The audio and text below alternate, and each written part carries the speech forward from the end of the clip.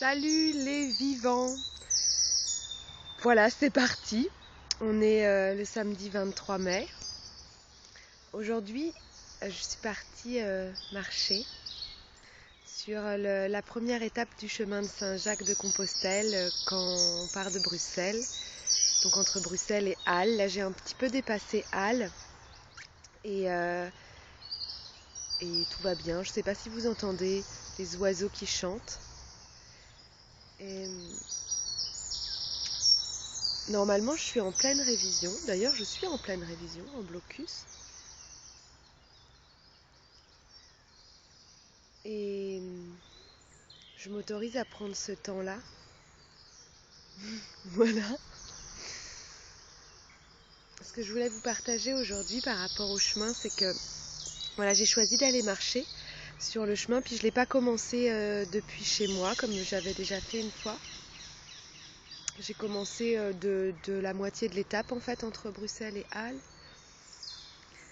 Et je crois que c'était important pour moi, enfin c'est important pour moi d'apprendre à continuer. Voilà, commencer, moi j'ai beaucoup d'enthousiasme, je suis très curieuse, donc commencer c'est pas forcément un problème.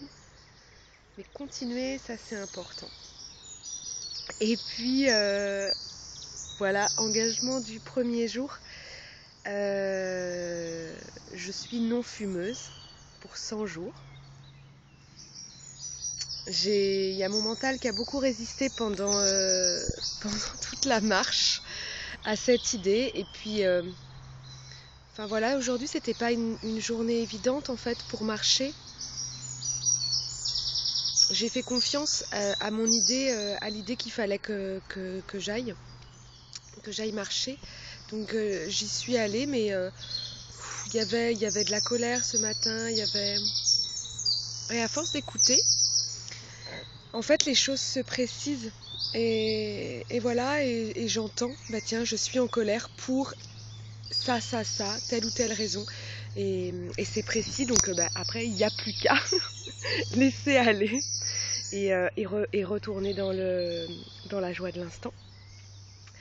Voilà, et puis, donc tout ça, en marchant, c'était très très riche aujourd'hui, hein. Ça se bousculait, enfin riche en pensées. Ça se bousculait dans ma tête.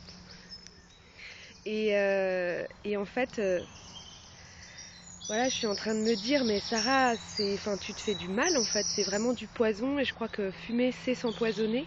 Et il y a toujours derrière cette chose-là de croire qu'on fume parce que c'est agréable, mais on fume parce qu'on a envie de se faire du mal. C'est ma vision en tout cas. Et je me dis, voilà, là, tu as entrepris un chemin pour prendre soin de toi, pour être plus libre. Et tout ça n'a pas vraiment de sens si tu n'es pas capable de choisir de faire le mieux pour toi. Et faire le mieux pour moi, c'est pas de mettre du goudron dans mes poumons, ni de la nicotine dans mon cerveau. Voilà. Alors, je suis assez contente. Je crois que c'est bien, donc... Enfin, je crois que c'est bien et je crois qu'il peut y avoir de la joie à arrêter de fumer parce que souvent, les fumeurs, on a hyper peur d'arrêter de fumer parce qu'on se dit on va souffrir, ça va être dur et tout. Et je crois que c'est regarder la chose depuis la fenêtre de la souffrance.